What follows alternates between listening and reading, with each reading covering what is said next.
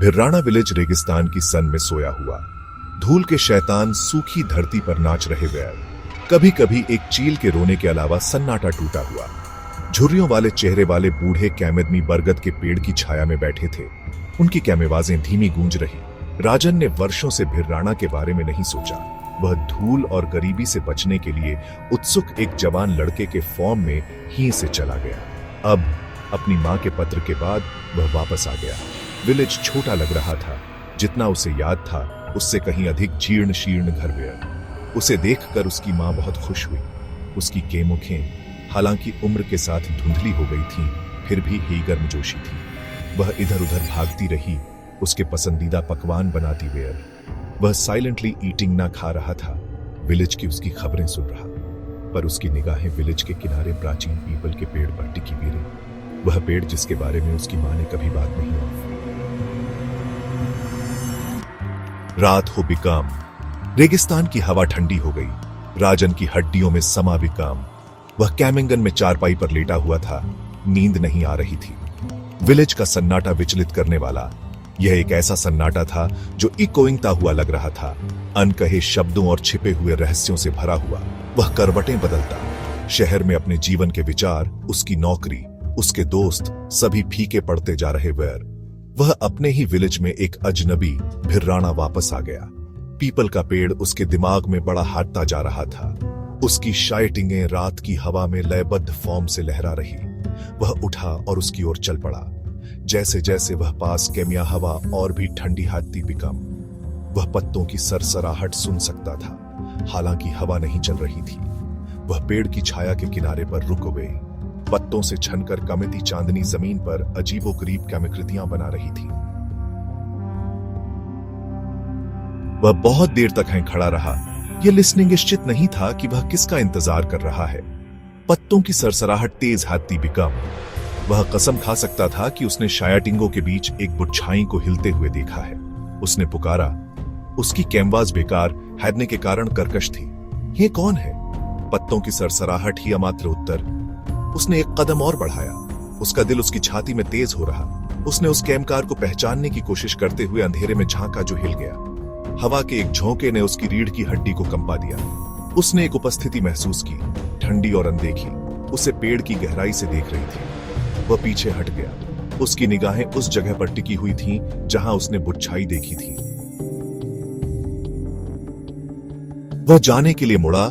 उसका दिमाग डर और जिज्ञासा के मिश्रण से दौड़ रहा। तभी उसने उसे दिएटिंग 10 साल से रिमेंबर्डा उम्र की नहीं हैद की एक लड़की उसके ऊपर एक शाखा पर बैठी है। उसकी केमखें बड़ी और चमकदार चांदनी में चमक रही। उसने कुछ नहीं कहा, बस उसे एक अजीब सी तीव्रता से घूरती हुई। उसकी सफेद पोशाक अंधेरे में चमकती हुई लग रही थी। उसके लंबे काले बाल उसकी पीठ तक गिर रहे हुए। वह एक प्रेत की तरह लग रही थी, उसकी कल्पना की उपज। उसने अपनी केमेखें मली, लेकिन वह अभी भी नहीं थी। उसने बोलने के लिए अपना मुंह खोला, लेकिन कोई शब्द नहीं निकला। उसने पहले कभी किसी को या किसी चीज को उसके जैसा नहीं देखा। तुम कौन हो? वह अंत में हकलाने में कामयाब। लड़की ने कोई जवाब नहीं दिया।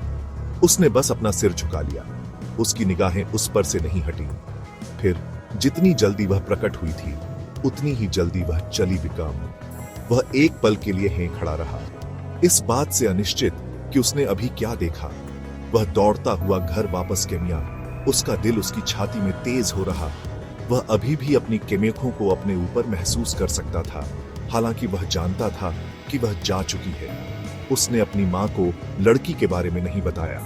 वह जानता था कि वह उस पर विश्वास नहीं करेगी। उसने बाकी रात करवटें बदलते हुए बिताई। पेड़ पर बैठी लड़की की छवि उसे सता रही थी। वह इस भावना को दूर नहीं कर सका कि वह किसी प्राचीन और शक्तिशाली चीज पर ठोकर मार चुका है, कुछ ऐसा जिसे वह नहीं समझता। अगली सुबह वह विलेज के मंदिर गए। उसे जवाब चाहिए। वह बूढ़े पुजारी ने धैर्यपूर्वक उसकी कहानी लिसनिंग की। उसका झुर्रियों वाला चेहरा चिंता से सिकुड़ा हुआ। जब राजन खत्म हुआ तो पुजारी ने कामेह भरी। पेड़, पुजारी ने कहा।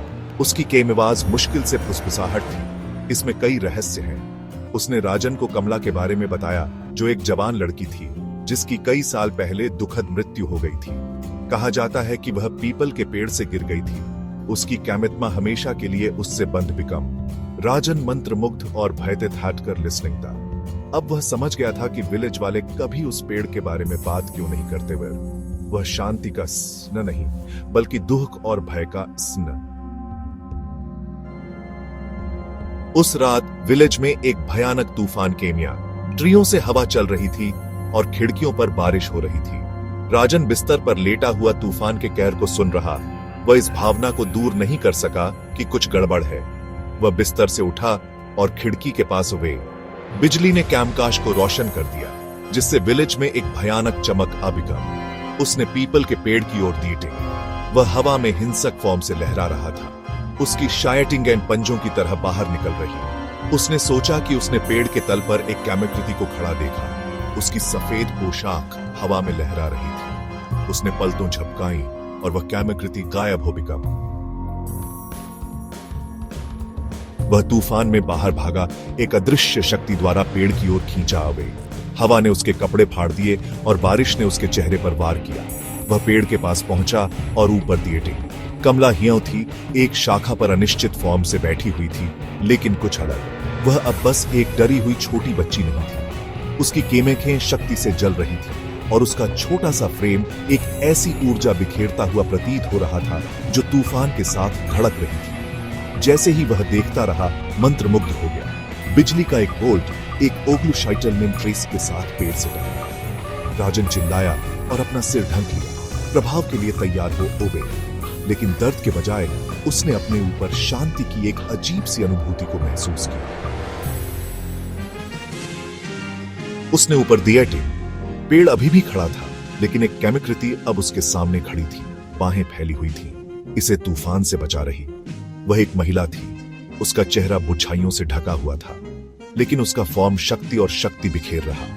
वह मुड़ी और एक क्षण के लिए राजन ने उसका चेहरा दिए टेक। यह देवी दुर्गा का चेहरा था। उनकी केमेखें एक भयंकर करुणा से भरी हुई। उसने उसकी तरफ देखा, एक मौन स्वीकृति, और फिर पेड़ की ओर मुड़ गई। तूफान के थमते ही उसका फॉर्म धीरे धीरे फीका पड़ गई। अगली सुबह ग्रामीणों ने राजन को पेड़ के नीचे बेहद पाया। उसे तूफान की कोई याद नहीं थी, बस अपार शांति की अनुभूति हो रही थी। पीपल का पेड़, जो कभी भय का प्रतीक था, अब लंबा और गर्व से खड़ा था। उस रात का प्रमाण जब दुर्गा ने उसे अपना बनाने के लिए चुना।